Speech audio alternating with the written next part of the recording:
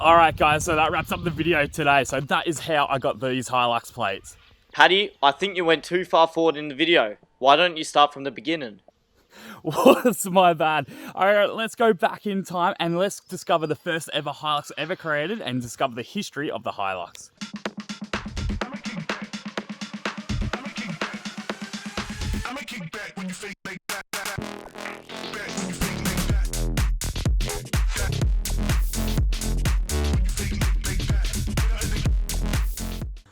Toyota Hilux is known for its legendary reliability. Throughout the years, for over 50 years, Toyota has been building up the brand name Hilux and selling them globally, making them such a recognized car worldwide.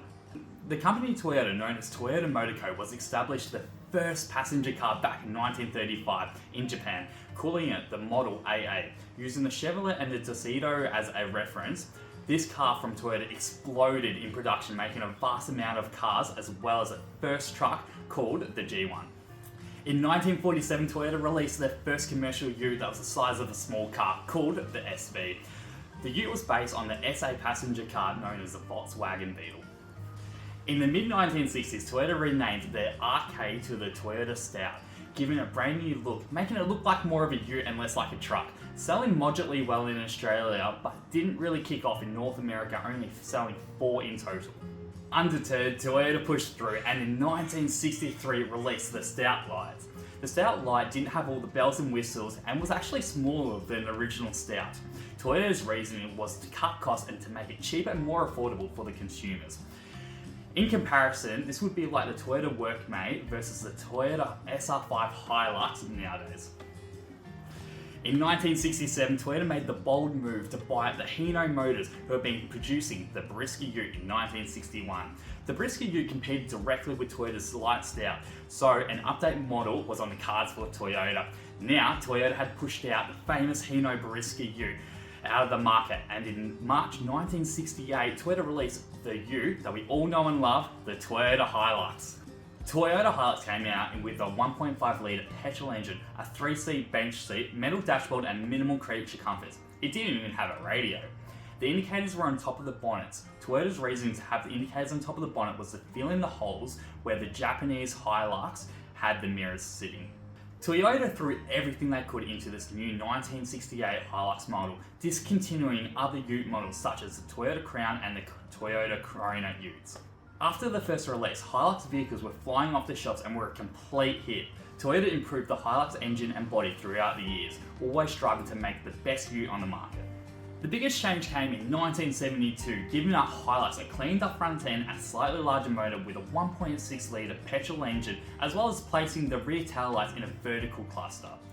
With constant high demand, Toyota improved the Hilux yet again, and in 1974 and 1975 they brought out the first ever automatic Hilux and gave the manual Hilux an extra gear as well as upgrading the engine to a 2 litre petrol engine.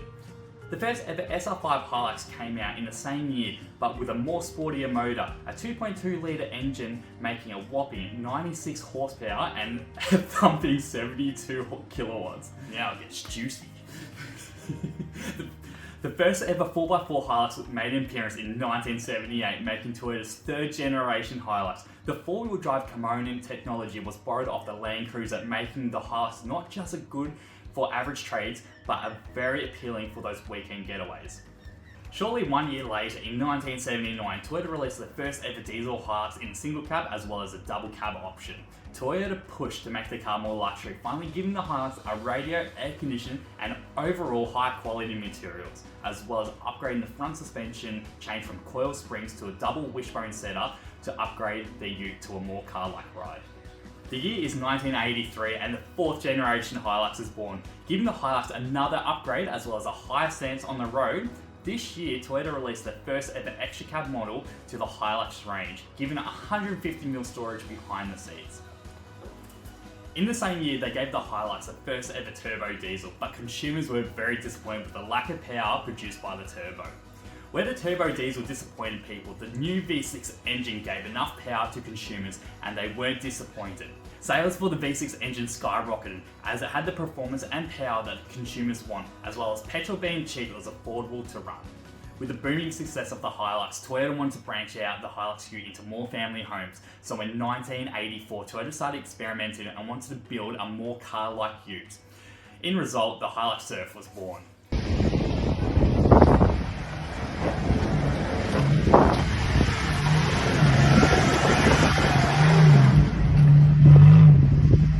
The Hilux Surf kicked off as a family car, but eventually later discontinued in 2009 as the Toyota Prado was a more practical and better marketed in the Toyota line. In 1988, the 5th generation Hilux appeared with a refined interior to make it more of like a car-like.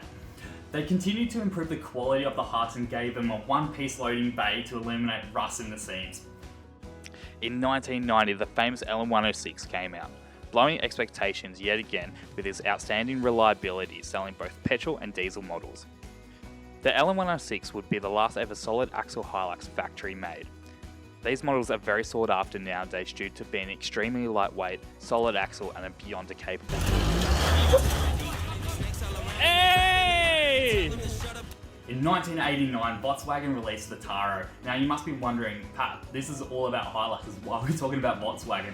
Well, the Taro was actually a rebadged Hilux.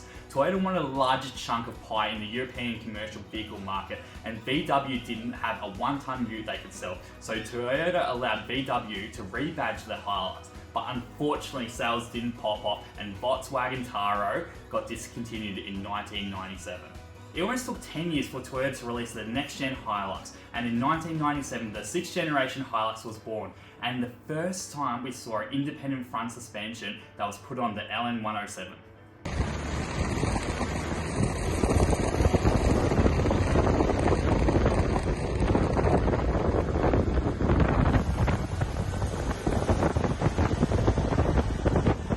This was one of the first years Toyota sales started to drop, but in 2003, Top Gear thought it would be funny to destroy a 1980 Hilux with 190,000 Ks on the clock. No matter what they did to the Hilux, they couldn't kill it. From leaving it in the Bristol Channel for 7 hours, flooding the Hilux, pulling it back out of the ocean and flushing out all the seething water from the engine, only using basic hand tools, the Hilux turned key again and drove off. Amazed the whole audience as well as the Top Gear producers. Then Top Gear blew up a block of flats with the Hilux surfacing on top with minimum damage.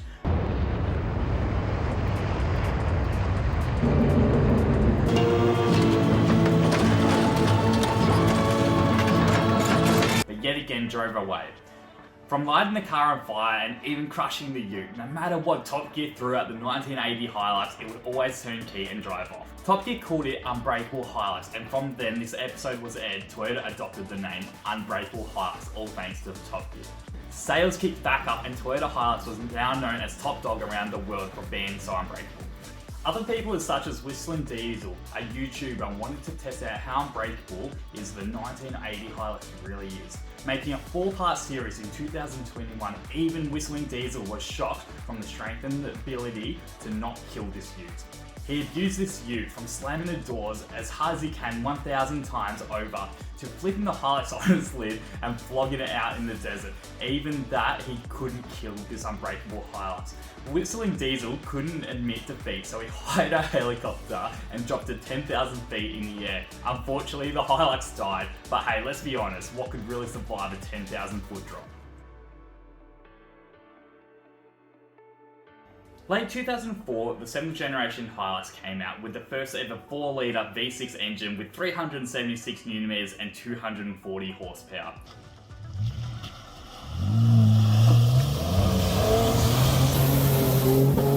Send it!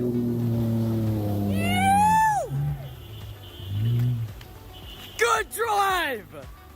My very first Hilux I owned was a 1GR FE engine, the V6 petrol Hilux. They shared the same engine with a 120 series Prado that were built in 2003.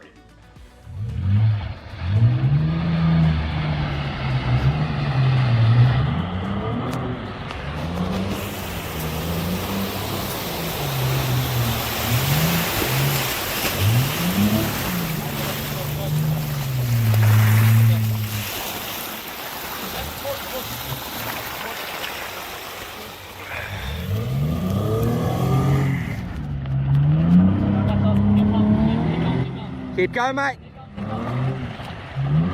All right. Oi! Fucking hell, mate! Toyota released their famous 1KD turbo diesel 3 litre with 410 Nm and 170 horsepower. The 7th generation Hilux was a big deal with a complete body makeover from front to ends, giving this Hilux a new chassis for maximum flexibility and better off-road ride. The 7th generation Hilux was the first Hilux to be built in Thailand and not in Japan. Toyota's reasoning to produce the Hilux in Thailand was simply to cut costs. The minimum wage in Thailand is between $2 to $6 an hour. With wages so low, the big brand companies can lower product costs to consumers while still making a hefty profit. Nowadays, Thailand is known to be the ute capital of the world, where you'll find the Toyota Hilux, Ford Ranger, Mazda BT50, Mitsubishi Triton, Isuzu D-Max, as well as the Nissan Navara to be built there. In 2008, Toyota released their very first TRD V6 Supercharged Hilux, making it 453 Nm at 3,400 revs per minute and close to 300 horsepower. This was Toyota's fastest ever Hilux, getting to 0 to 100 in 7.2 seconds.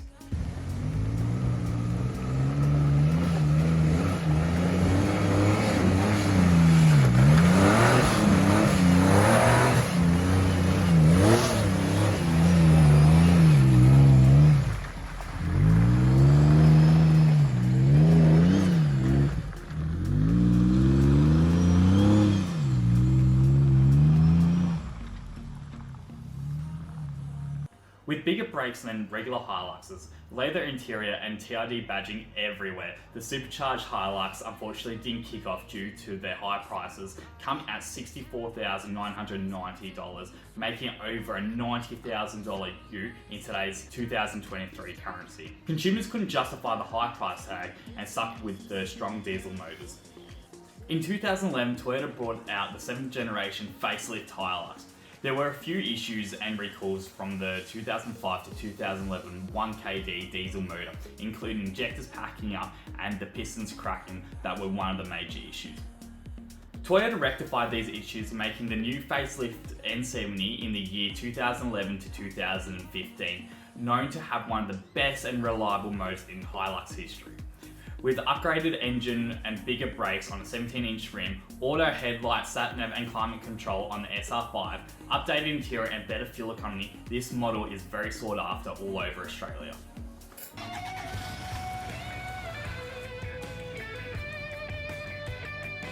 In late 2015, early 2016, the next generation Hilux was made. The 8th generation had a whole new body change yet again, as well as a whole new engine. The 2.8 litre turbocharged 4-cylinder diesel engine with 420 Nm of torque and 174 horsepower at 3,400 RPM. This motor was called the 1GD FTV.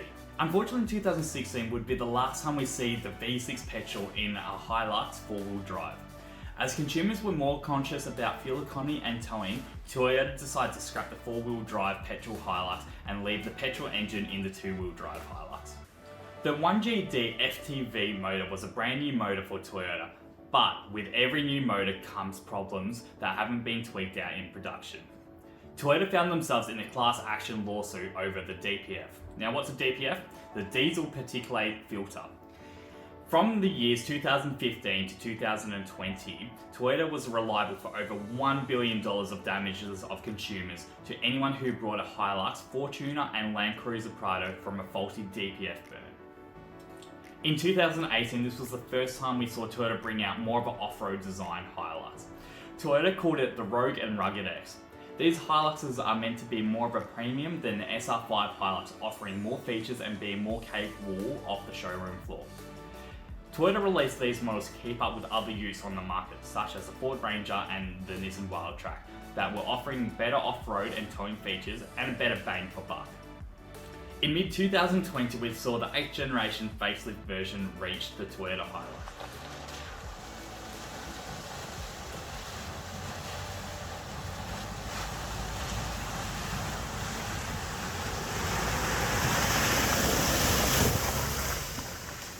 Toyota fixed all the issues that the early 8th generation Hilux had, as well as giving the engine a slight bigger tune, bigger turbo, new injectors, where now the automatics had 500 Nm of torque at 16,000 revs per minute, but the manual stayed the same at 420 Nm at 1400 RPM. Safety was on the mind of Toyota, giving adaptive cruise, lane departure warning with steering assist and traffic sign recognition across all Hilux range. Toyota Hilux has come such a long way from their first 1968 Hilux that was built to be a workhorse to now in 2023 that takes Unbreakable name to the job site and on the tracks. With new models getting released every single year, it's exciting to see what Toyota throws at the Hilux next. So many people come up to me and be like, Paddy, how the hell did you get these plates? These are once in a lifetime plates and I've happened to have them. So I'm the second ever registered owner in Victoria to have these plates. And how did I get them? Well, when I was about 14, 15, I used to work with my old man installing irrigation systems and doing that for, you know, pocket money and all that, so I could see my friends. And I loved it that much. I became fully qualified at the age of 21. Now, when I was about 14, I used to work for this guy, just helping him out and all that. And he had these original plates. And I remember him showing me these plates on his old Hilux, and I absolutely loved it.